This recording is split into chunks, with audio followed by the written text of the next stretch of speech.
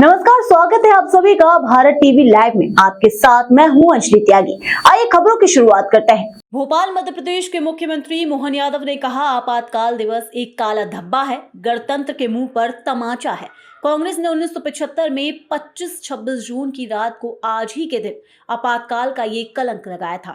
इंदिरा गांधी ने कोर्ट के फैसले के बाद ऐसा किया था। कांग्रेस अपने निजी फायदे के लिए कभी कानून व्यवस्था या नियमों का पालन नहीं करती।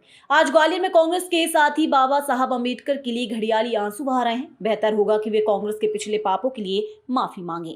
पर तमाचा कांग्रेस ने आज ही के दिन 1975 में 25 और 26 की रात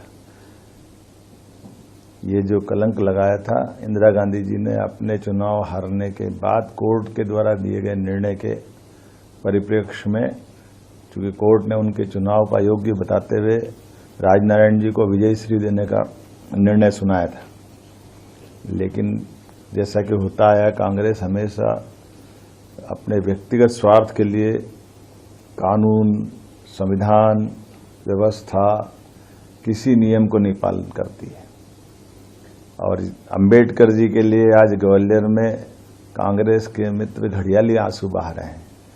वो बेहतर होगा कि उपवास में याद करें कि अंबेडकर जी को जीते जी उनने कितना त्रास दिया है। अंबेडकर जी को जीते जी जिस संविधान निर्माता ने संविधान बनाया, उसको उस निर्वाचन की प्रक्रिया से उस पार्लियामेंट में भी नहीं जाने देने का पाप अगर किसी के सिर पे है तो कांग्रेस के सिर पे है। कांग्रेस ने उनको एक भी चुनाव जीतने नहीं दिया।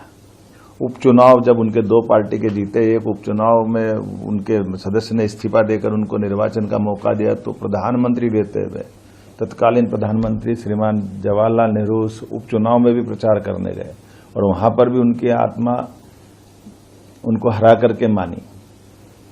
दुर्भाग्य के साथ कहना पड़ेगा, और जीते जी उनको जितना कष्ट दिया, मरने के बाद भी, उनके शरीर छूटने के बाद, एक ऐसे महान अंबेडकर जी जिनने अपने जीवन के सभी पक्षों से समता आधारित समाज, संविधान, कितना योगदान दिया है, लेकिन उनको देहावसान के बाद दिल्ली में उनके अंतिम संस्कार का भी मौका नहीं दिया है।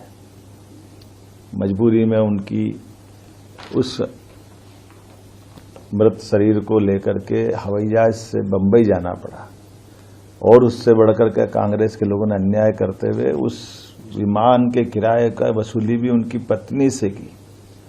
कल्पना कर सकते कि कांग्रेस कहां तक नीचे जा सकती।